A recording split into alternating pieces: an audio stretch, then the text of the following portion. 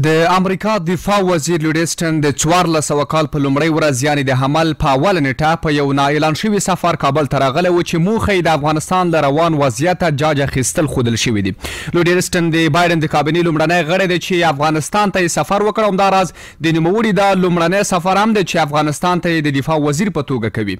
د په خپل سفر کې له ولسمشر غني سره د افغانستان امنیتي وضعیت او سولې په اړه خبرې کړې او همداراز یې له افغان خاورې د بهرنیو ځواکونو د وتلو په اړه ویلي چې له افغانستانه د دوی د ځواکونو د وتلو پرېکړه له ولسمشر جوبایډن سره ده. نوموړي ویلي افغانستان کې د تاوتریخوالي کچه لوړه شوې ده او دوی غواړي د جګړې دا کچه کمه شي څو ګټورو ډیپلوماټیکو چارو ته شرایط برابر شي او همداراز د افغانستان جګړې ته با مسؤلیته پای ورکړي. د امریکا ولسمشر جوبایډن په تیر کې یوه مرکه کې ویلي و چې په راتلونکي مای میاشت کې به د ځواکونو وتل سخت کار وي، خو طالبانو بیا کابل ته د ایسټن تر سفر یوازې 2 ورځې وړاندې ویلي و چې که بهرني ځواکونه په ټاکلې نیټه له افغانستانه ونوځي نو غبرګون سره به مخ شي. ایسټن د کابل له سفر وروسته پر خپله ټویټر پاڼه ولیکل چې افغانستان ته د غوږ نیولو او زده کړې لپاره تللی و. افغانستان ته د لوی ایسټن دغه سفر داسې مهال ترسره شو چې له یوه پلوه د دوی د هوکړې پر اساس له افغانستانه د امریکایي پوځیانو د وتلو مهلت یوازې 40 ورځې پاتې دی او بل پلو د سولې خبرې یو ځل بیا تودې شوي دي چې هلته مسکو کې د یو شمېر افغان سیاسونو او طالب اساسو ترمنځ ناسته وشوه او همداراز د جګړې د کموالي په موخه افغان حکومت پسرلني عملیات نه اعلانوي او ترڅنګ طالبانو هم تر اوسه د پسرلنیو عملیاتو اعلان نه دی کړی. قدرمنو اوریدونکو تاسو ته سلامونه وړاندې کوم. د انعکاس په خبر او نظر خپرونه کې نن ورځ بحث په همدې موضوع دی. زمان الله زړورم او د بحث لپاره سره 2 قدرمن ملمانه دي. د پوځي چارو شنونکی ښاغلی محمد نادر معمار او سیاسي کارپو محترم حاجي صاحب حزب الله ملخیل، تاسو دواړو ته ښه راغلاست وایم. مننه جنرال صاحب، ډیره مننه چې د ټلیفون په کرښه موږ سره په خپرونه کې ملمانه شولئ. تاسو زما غږ اورئ جنرال صاحب؟ بله، ستاسو غږ راځي. ډیره مننه چې حاضر شولئ خپرونې ته. راځو لومړۍ پوښتنه هم له تاسو نه کوو چې خپله د بهرنیو ځواکونو د وتلو او دغه د نه وتلو په اړه باندې بحث، یو خو وتل او نه وتل دي چې هغه به پرېکړه یا کله کېږي یا که څه هم په د دوحې په هوکړه کې دغه موارد شامل شوي دي. خپله پر دغه موضوع باندې بحث کول چې پوځیان ووځي یا ونه وځي د سولې په بهیر باندې څه ډول اغېز لرلی شي، مثبت یا منفي؟ بسم الله الرحمن الرحیم. سلام تاسو درنو اوریدونکو ته. زه فکر کوم چې د افغانستان د سولې په ارتباط امریکایانو وتل او نه وتل خپل تاثیرات به ولري چې هغه به د طالبانو د اسلامي تحریک پر رهبرۍ او نظامي مسؤلینو پورې به اړه ولري چې دوی خپل دریځ روښانه کړي. خو زه یو څه وایم چې ما همیشه ویلي چې د افغانستان نه خارجیان هېڅ کله زه باور نه لرم چې خصوصا امریکا او دوی ووځي، ځکه چې د دوی مخینه دا ثابته کړې چې دوی په کومو هیوادونو کې چې ورغلي دي په هر عنوان کړي، نو د هغو هیوادونو نه دوی تر اوسه نه دي وتلي چې ژوندي مثالونه اسلامي او غیر اسلامي، مثلا جرمني هم دا اوس، سعودي عرب، بحرین، قطر تر جاپانه پورې. نو زه باورمن نه یم چې دوی وځي، ولې په هر حالت کې امریکا د خپلو ګټو په خاطر باندې زه فکر کوم چې دغه موده وغځوي. جنرال صاحب، که چیرته دغه موده وغځوي او څرنګه چې جو بایډن هم په تیره مرکه کې ویلي و چې په مای میاشت کې وتل ورته یو سخت کار دی، اما طالبانو بیا د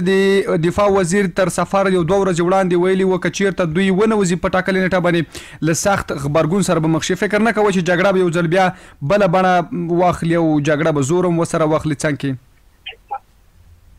یو موضوع چې زه غواړم اشاره ورته وکړم هغه دا ده چې د طالبانو د تحریک د جګړې ته بیرته امریکایانو سره راستنېدل او نه راستنېدل، دا به هم زه فکر کوم چې یو څه ارتباط ولري د زموږ د ګاونډي هېواد پاکستان یا د طالبانو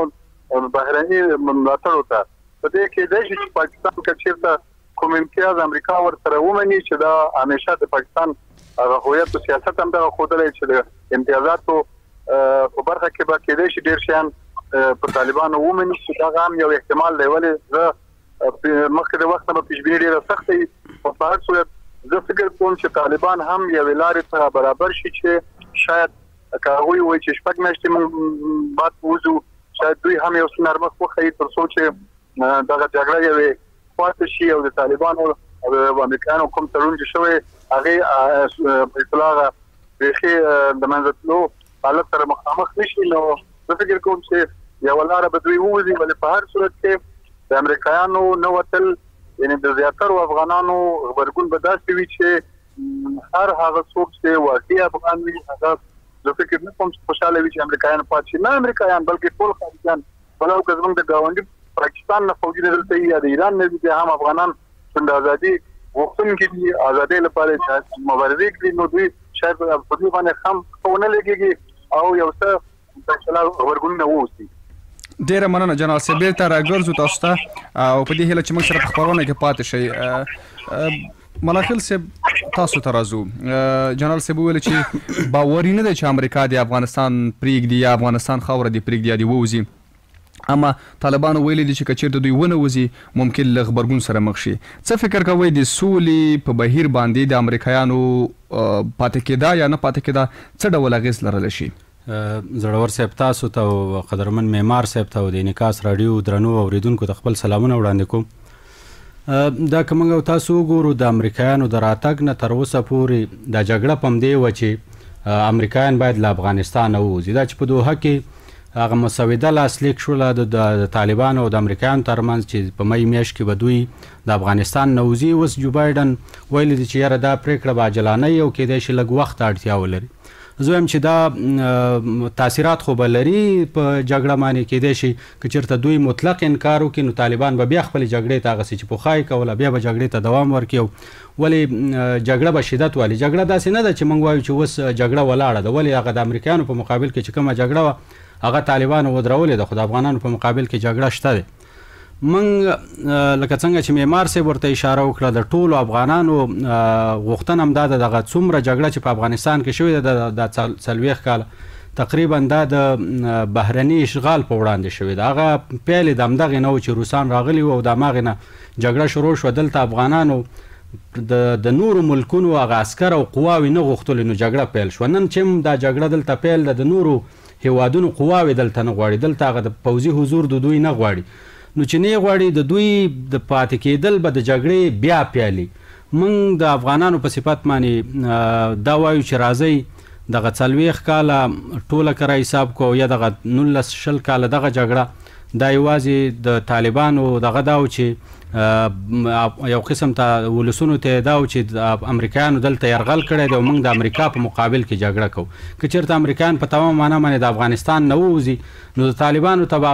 دغه پاتې نه شي، د جګړې دپاره جواز پاتې نه شي، ځکه بیا به په ټول افغانان وي نو بیا به طالبانو ته جواز نه وي او جګړه به دلته پای ته ورسېږي. او که چېرته امریکایان پاتې کېږي نو بیا خو معلومه خبره ده چې امریکایان بیرته د طالبانو ته یو قسم ته د جګړې جواز ورکوي او هغه هوکړه چې دوی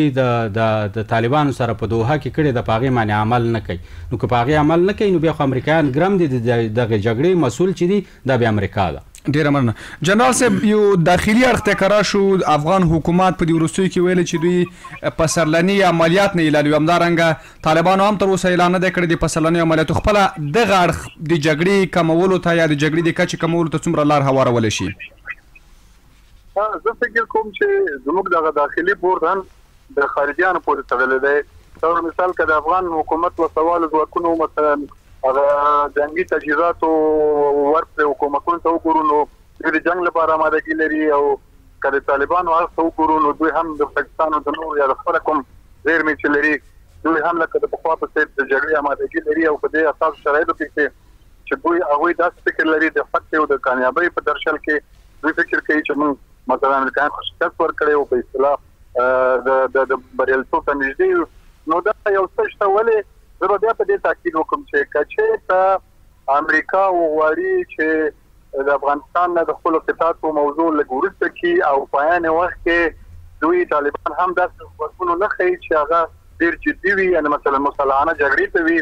نو زه فکر کوم چې بیا به هم زموږ د ګاونډي هېواد ته کوم په رشوت یا د امتیاز ورکولو کولی شي دغه موضوع مدیریت کړي. ولې په هر حالت کې جګړه زموږ ټوله شتمني له منځه وړي. نو د دې لپاره زه امیدوار یم چې د سالم عقل نه حکومت د حاکمانو او په عین وخت کې د طالبانو یا د نورو مخالفینو مشران هم دغه موضوع درک کړي تر څو نور د بېوزلو افغانانو د لمنځه وړلو لپاره یعنې په اصطلاح دوی دغه پړه په غاړه وانخلي او نور دغې کار ته دوام ورکړي. ډیره مننه. څه فکر کوئ تر اوسه خو طالبانو یعنې د پسرلني عملیاتو اعلان نه دی کړی،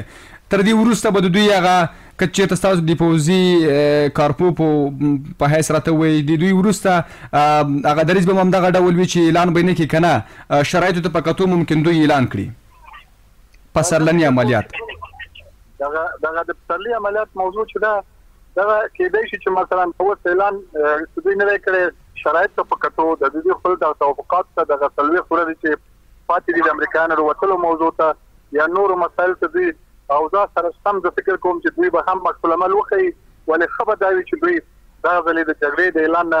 جلوګیري وکړي تر څو چې یو واقعي بین الافغاني تفاهم او سولې ته مثلا موږ لار په هوا کړو یا حد اقل نږدې شو خو په هر حال جګړه په دوام لري دا اوس هم داسې نه دی نه د نورو کلونو پرته په سږ کال ژمنی ټول ژمی کې د جګړه دوام لرله خو البته دغه جګړه او دغه شیان زه فکر کوم چې زیاتره د هغو کسانو دي چې زموږ جغرافیې ته غلي دي زموږ جغرافیې سره دښمني لري زموږ لوی افغانستان نشو زغملی نو دوی به کوشش وکړي چې مثلا داسې ډول دې ته اړ کړي چې هر له دې نه چې حتی د سولې خوا ته هم نږدې شو بیا به هم نظامي تحرکات وي ډیره مننه جنرال صاحب بیرته بیا هم باسته بیا تاسو سره ګرځو راځو مولا خیل صاحب ته یوه پوښتنه چې بله پیدا کېږي مولا خیل صاحب تر ډیره پورې افغانستان ته د امریکایي چارواکو سفرونه ناڅاپه او نااعلان شوي وي که راشو په همدغه موضوع باندې تمرکز وکړو چې د دفاع وزیر د امریکا دی راغلی دی په نااعلان شوي سفر باندې اوسنی دغه سفر د سولې لپاره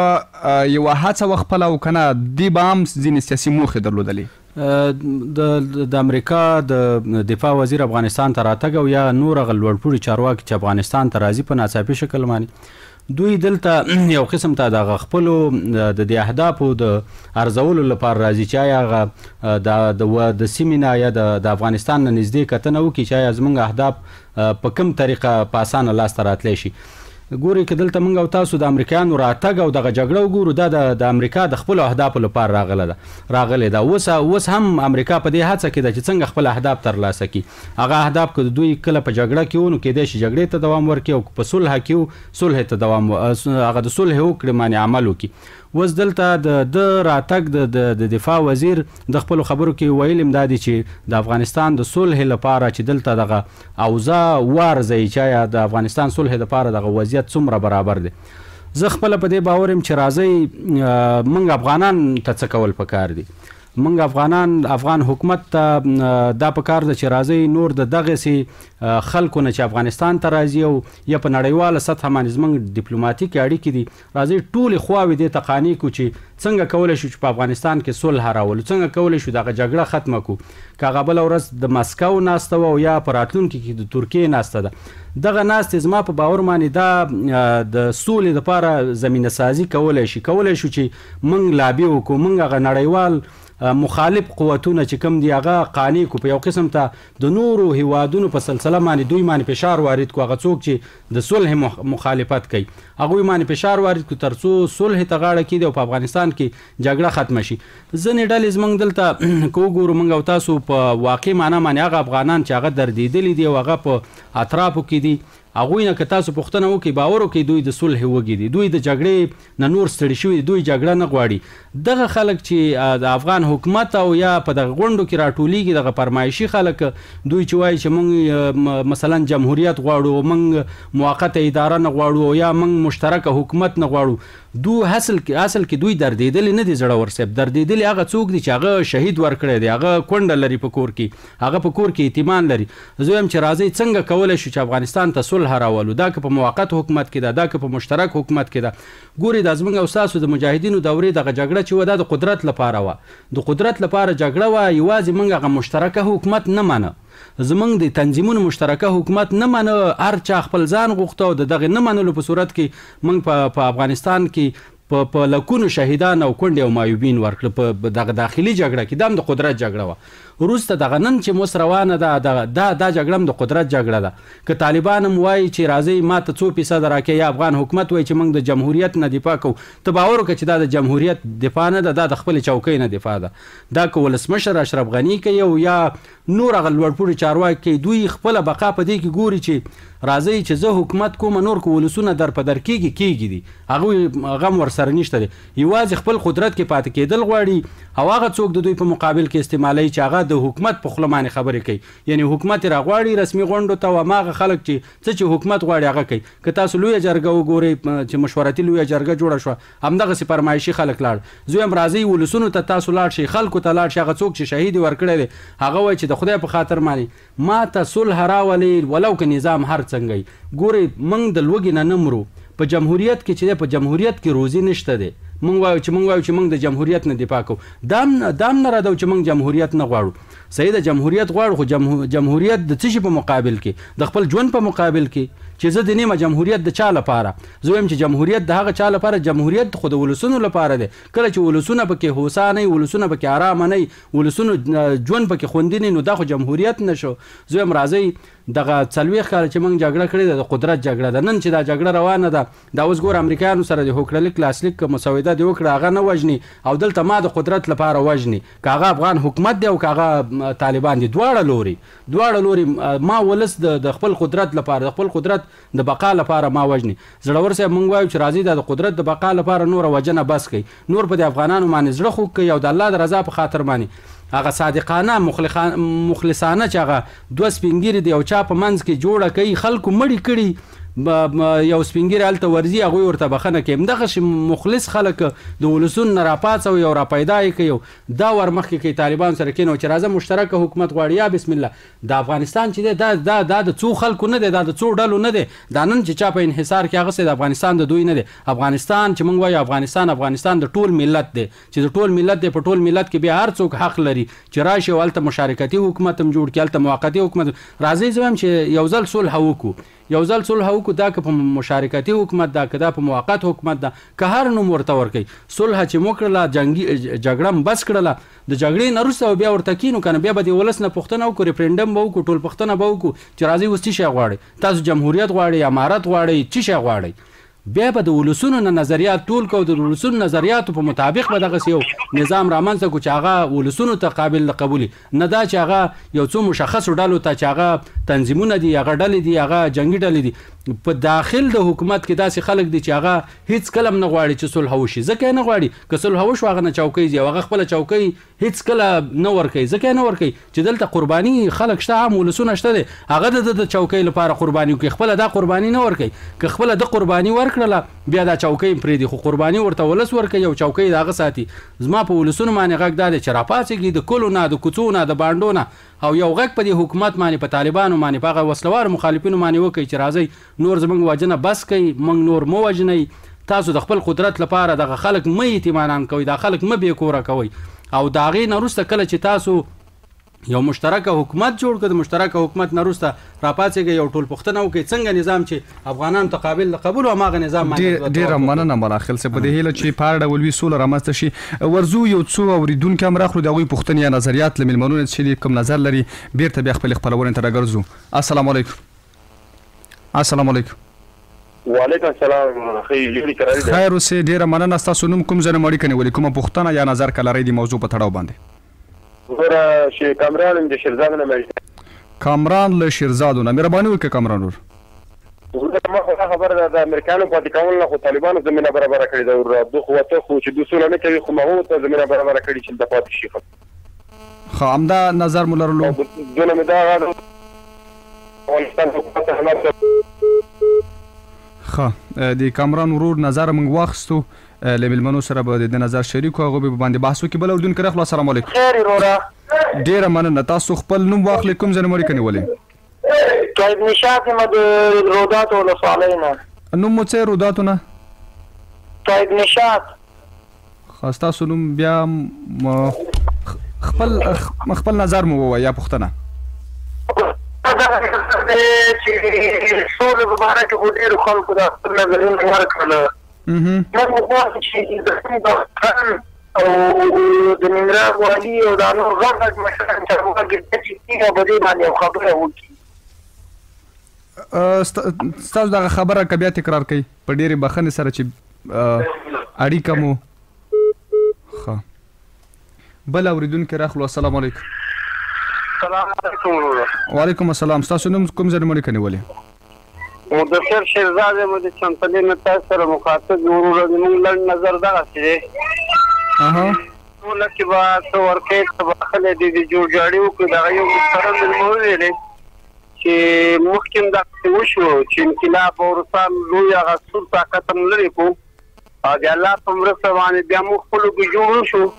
چا پاچاهي نه وکړې چا وزارت نه وکړه چې هغه نه وکړه چې ناصر سر نه ورته ټولو چوت ته په ولګولو اوس یې دي مېلمنو نه دغسې یو سوال دی که چېرته هم دغسې وشي او دغه حکومت دوی ته پرېږدي خو هغې وخت کې ټول هم دغه دوه هغو ایسار کړي وو سره مخ او یو پاکستان و یو عربستان و پوه شي هغې پکې خپلې ګټې وي او نور چا نه پېژني او که دې بیا هم راشي څوک نه پېژني د افغانستان هغه 15 کلن تعلیم بیا 15 کلن تاریخ ته ورسوي هیله کوو چې ښه په داسې دنیا د بین المللي د دې ټولو په ضمانت باندې که عبوري حکومت راځي او که نور څه راځي خو چې دوی پکې ضمانتګړي وي والسلام. ډېره مننه ستاسو نظر موږ واخیستو مېلمنو سره پې باندې بحث کوو بل اورېدونکی راخلو السلام علیکم. السلام علیکم. السلام علیکم. علیکم السلام. ستاسو نوم کوم ځای نه مړې کنیولې؟ زما آواز راځي؟ هو ستاسو غږ راځي. ستاسو نوم کوم ځای نه مړې کنیولې؟ د مولوي خالد فامیلو نه مړې کنیولې نوراني ما نو زما د مېلمنو نه دا پوښتنه ده چې د شلو کلو کې د خارجیانو په دې ملک امن رانوسته یعنې د افغانانو د مرګ نه او د بېګاوۍ نه بل څه شی ونه کړ نو اوس چې د کابل حکومت دوی پورې ټینګ دی چې تاسو موږ یا با مسؤلیت ووځئ نو په دې شلو کلو کې کومه نتیجه ورنه کړه نو د دوی نه وروسته به کومه ګټه ورسوي نو دا ګټه به خاص هم د کابل حکومت ته رسېږي نور افغانانو ته خو خیر نه رسېږي. ستاسو نظر موږ واخیستو. د شلو کلو کې خو دوی خلکو ډېر بمباریانې ډېر افغانان یې مړه کړل ډېر هغه قسم وسلې استعمال کړي یعنې دا څه شی د دوی سره هغه یې وکړو نو د دوی نه وروسته د دوی پاتې کېده کومه ګټه رسوي. ډېره مننه. ستاسو نظر موږ واخیستو مېلمنو سره شریکوو. راځو خپلې خپرونې ته. جنرال صاحب په دې هیله چې تاسو زموږ غږ اورئ. مهرباني.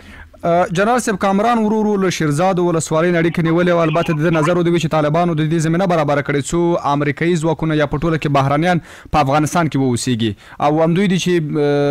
زمینه برابره کړې څو دغه ځواکونه په افغانستان کې پاتې شي او ونه وځي.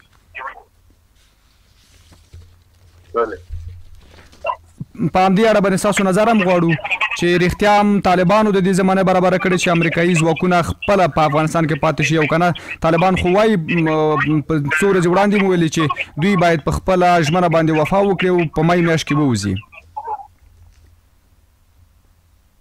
ښه زه فکر کوم چې د دغې دوست نظر ته زه احترام لرم اما اصلا موضوع بل چېرته ده هغه دا چې دلته د امریکایانو کومه ستراتیژي یا د دوی د ګټو کومه مسله چې ده او مثلا د ګاونډي هېوادونو د ګټې مسله چې ده تر څو چې دغو ګټو ته د حل لاره پیدا نه شي دغه جګړه به دوام وکړي او د امریکایانو وتل او د وتل به اصلا بنیادي دغې موضوع سره به تړلی وي. جنرال صاحب که واضح ووایي د چا ګټو ته چې حل لارې پیدا شي؟ دا سم دا د خارجیانو یعنې د مختلفو هغو کسانو چې په افغانستان کې د جګړې عاملین دي مثلا امریکایان په جګړه کې عملا شتون لري نو تر څو چې دوی خپل اهداف ته ونه رسېږي زه فکر نه کوم چې دوی لاړ شي او پات شوله دغه موضوع چې د ورور وایي چې مثلا طالبانو زمینه مساعده کړې ده تر یو حده به دا به درسته وي په دې چې هغو ته یوه پلمه ده چې جګړه دوام لري اما دغه جګړه چا مساعده کړې ده د جګړې اور ته تیل څوک ور واچوي خو همدغه امریکا یا همدغه نور هېوادونه دي چې دلته جګړې زمینه مسایل د پاکستان او ایران له طریقه تر څو چې دلته جګړې وي او دوی ته هم پلمه وي چې که موږ غیر مسؤل نه وو د مشکلات به وي ولې بهتره به دا وي چې موږ د جګړه مارو پر خلاف باندې لکه دا زما دوست په اشاره ورته وکړله چې اوس د دې وخت را رسېدلی دی چې د ولسونو هغه استازي خپل دا ولسونه بسیج کړي او د دغې ولسونو په اتحاد او په اتفاق نور موږ لاړ کړو نه طالب ته نور وګورو او نه حکومت ته وګورو. طالب 70,000 80,000 دي حکومت 3 لکه یا 4 لکه دي ولې موږ 10 میلیونه نفوذ لرو د دې لپاره موږ کولی شو چې خپل سرنوشت په خپل لاس واخلو دغه نورې خطرې ټول باید موږ هغې ته ورسوو چې امریکا دلته ضرورت نشته چې واوسېږي یو خارجي ماول خبرو کې ویل چې یوه خارجي هم زموږ د ملک په ګټه کې نه دی او دوی باید لاړ شي خپل موخو ته ملکونو ته تر څو موږ یو داسې قوي د لوی افغانستان لپاره داسې یو حکومت منځته راوړو داسې یو دولت جوړ کړو چې زموږ د ګټو په چوکاټ باندې وڅرخېږي او موږ د هغې نه دفاع وکړو. ډیره مننه جنرال صاحب. د دوه اوریدونکو پوښتنه ملخل صاحب تاسو نو چې مدثر ورو شیرزاد نه په دې هیله چې د طیب الله د رودات نه چړې کنیول هغه پوښتنه تاسو خپل اخیستې وي. مدثر شیرزاد نو د مدثر شیرزاد له چمتالي نه و چې که حکومت چاته پرېښودل شي د په خبره ممکن چور بای پیل شي او همدارنګه نوراني صاحب له خالص فامیلونه د ویل چې شل کاله وشوه د امریکایانو د بهرنیو شتون کومه ګټه ونه کړه په ځای دی چې تاوان وکړي ګټه وکړي تاوان یې وکړو او وژنې رامنځته شوې نو نور به ممکن ګټه ونه کړي. د مدثر ورور چې چمتلې نه زنګ واله دغه وسه پورې چې تقریبا 15 ملکونه ناټو په افغانستان کې و د دې نه خو ډېر چور به بیا بل ځل فکر نه کوم که وشي. دا اوس عملا تاسو دا کم چورونه چې روان دي دا په هیڅ نظام کې نه شوي، کم قتلونه چې اوس وشولو دا په هیڅ وخت کې نه کېږي تر څو چې افغانستان زړور صاحب موږ او تاسو خپله جوړ نه کړو او په خپله دا ولسونه راپانڅېږي او حکومت ته او طالبانو ته ونه درېږي چې راځئ نور زموږ نه څه غواړي، نور د افغان وجنه بس کوي، نور هیڅ څوک افغانستان نه جوړوي، خارجیان چاته نه جوړوي، که دا هر څوک ولو که امریکا روسیه او نور هیوادونه دي پردي چاته مملکتونه نه جوړوي. نوراني ورورم خبره دا وکړله موږ وایو چې راځئ په دې معنی باس نه کوو دا اوسه پورې جګړه وشول افغانان ووجل شو د دواړو خواو نه که طالبان نه وو که د افغان حکومت نه وو یا ولسي خلکو ټولې وجنې وشولې دغه 20 کاله موږ بلا شي شهیدان او کونډې او یتیمان ورکړي دي. راځئ نور دغه د جګړې خبرې نور بس کو، راځئ ټول په شریکه معنی هغه که طالبان ورونه دي که افغان حکومت دی او که عام خلک دي راځئ نور د سولې لپاره کار وکړو. څنګه کولی شو چې په افغانستان کې داسې یو سوله راولو داسې یو حکومت راولو چې هغه ټولو خواو ته د منلو وړ وي، هغه که طالبان دي که هغه ولسونه دي او که هغه افغان حکومت دی. موږ نه افغان حکومت ته د کابل اداره وایو او نه طالبانو ته باغیان وایو، طالبان هم افغانان دي او افغان حکومت هم د دې افغانانو نه جوړ دی. راځئ په مشترکه معنی موږ دغه الفاظ چې دي دغه کلمات چې دي راځئ نور زړور صاحب دغه ته تغییر ورکړو. راځئ په خپلو کې دغه امریکایان جګړه چې طالبانو امریکایانو سره وکړله صحیح ده، طالبانو اوس امریکایانو منلې ده، ان شاء الله په راتلونکي وخت کې به د افغانستان نه وځي او تر څو چې امریکایان د افغانستان نه ونه وځي زړور صاحب هیڅ کله په افغانستان کې صلح هم نه راځي. دا یو خبره هغه ضرور خبره زه دغه کومه چې هغه وایي چې طالبانو جګړې ته زمینه برابر کړې، طالبانو کله هم جګړې ته زمینه نه ده برابر کړې، همدا امریکایانو چې راغلو په افغانستان باندې یرغل وکړو دلته د طالبانو روغ نظام یې ړنګ کړو. خو د دغې خبرو نه تېرېږو، راځئ څنګه کولی شو چې افغانستان کې صلح راولو، څنګه کولی شو په افغانستان کې داسې یو نظام راولو چې هغه کې د ټولو خواو ته منلو دا نظام به څوک راولي، دا نظام به ولسونه راولي. لکه څنګه چې معمار صاحب ورته اشاره وکړله ګورې که افغان حکومت دی او که طالبان دي دوی په لیکو کې په لکونو خلک دي، ولې د افغانستان نفوس تقریبا 15 میلیونه دی. موږ وایو چې راځئ دغه 15 میلیونه خلک چې دي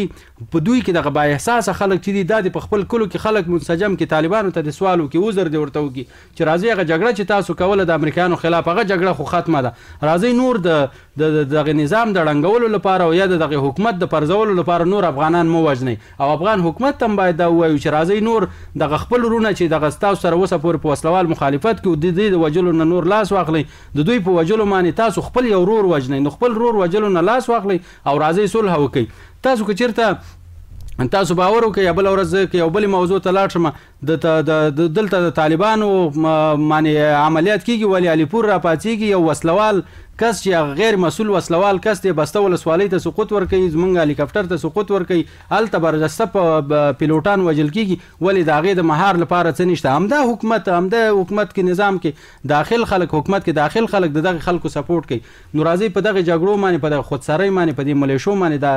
د افغانستان نه جوړېږي. که چېرته په دې باندې جوړېدلی دغه 40 کاله موږ جګړې هم وکړلې، موږ خلک هم ووژل، موږ خودسریان هم وکړلې، په ولایتونو کې هم بسته هغه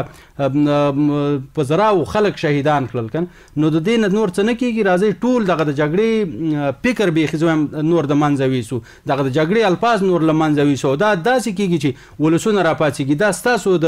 رسنیو له طریقه او دغه د ولسونو کې چې څوک مخور دي د علماو کرامو ته مو خواست دا د هغه ځوانانو ته چې د هغوی په خوله باندې یو څوک کېږي هغه مشرانو ته مو خواست دا دی چې راځئ نور د جګړې الفاظ ختم کړئ، راځئ نور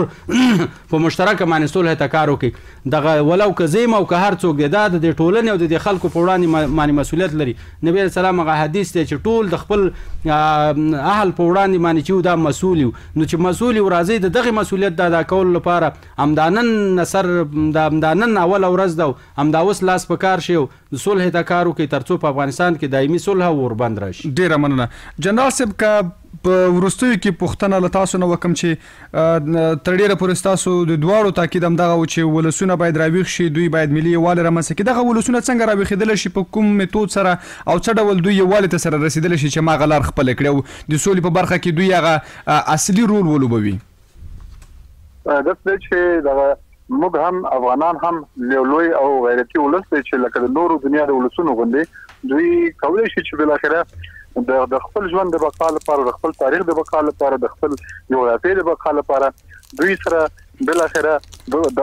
تر یو چتر لاندې راټول شي. چې زما هیله دا ده چې هغه روشن فکران، هغه علما، هغه قومي مشران، هغه وطن دوسته قشرونه چې هغه هم د خویندو نه د ټولو نه لکه ملاله غوندې ګوري تاسو مات کړي جګړه یې بیرته په خپله یوه ناره وګټله. نو د دې ټولو نه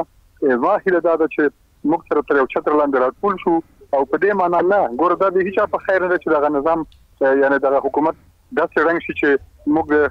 شهید ډاکټر نجیب الله وختونو ته ورشو یا مثلا داسې یو بد تاریخي نور پرېښود سره ورشو. نو د دغه نظام یا دغه حکومت د مشرانو نه باندې فشار راشي او موږ په فشار راوړو، ولس په فشار راوړو او همچنان د طالبانو په ډلو باندې هم فشار راشي چې لکه دا ورور چې وویل چې ورور تاسو جګړه د امریکایانو مقابل کوو، امریکایان مثلا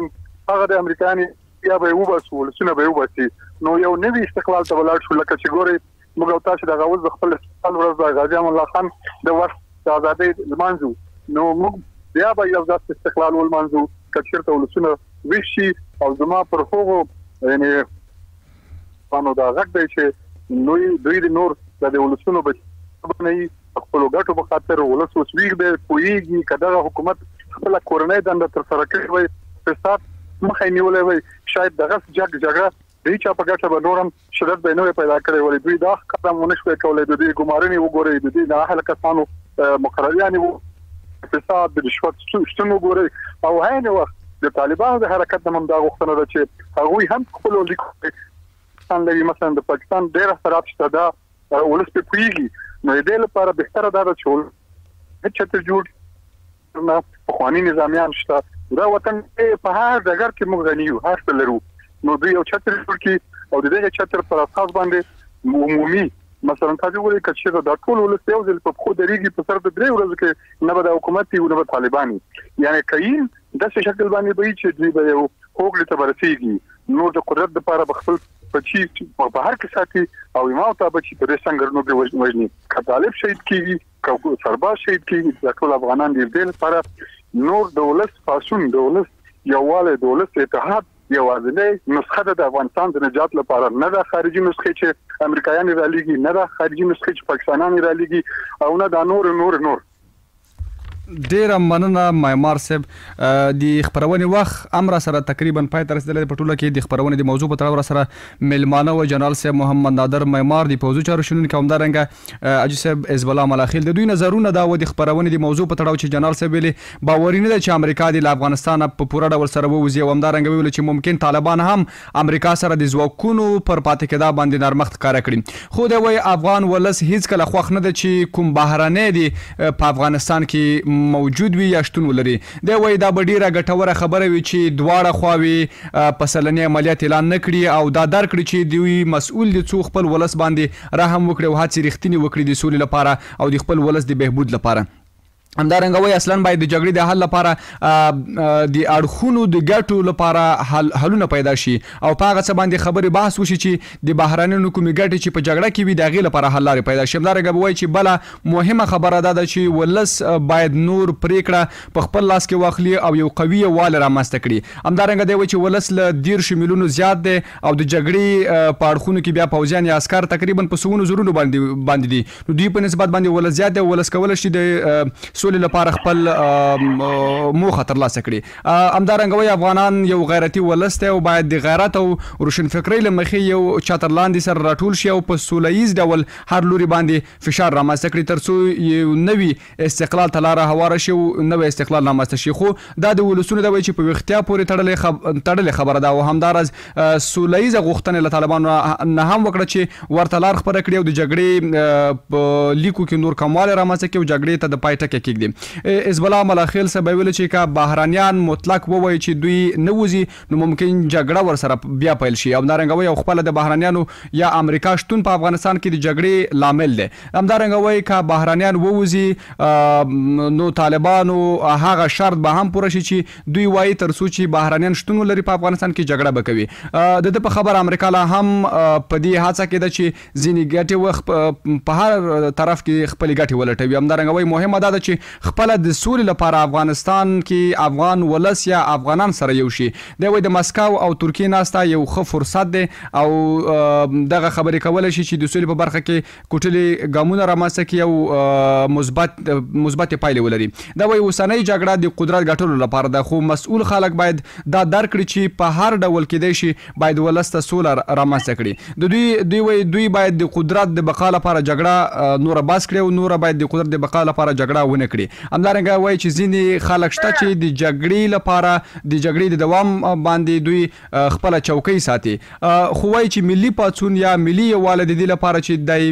دا ډېر مهم ده چې سوله رامنځته کړي. ملي پاڅون، ملي خوځښت یا ملي یووالی دی وایي د دې لپاره چې دایمي او اوږدمهاله سوله رامنځته شي باید داسې هوکړه وشي چې ټولو اړخونو ته د منلو وړ وي او دا کار وایي چې د ولسونو په توان کې شته دی ځکه د جګړې ژبه باید او الفاظ باید نور بدل شي او دغه کار باید سر له امنه نه پیل شي. قدرمن اورېدونکو ستاسو له ملتیا هم ډېره مننه.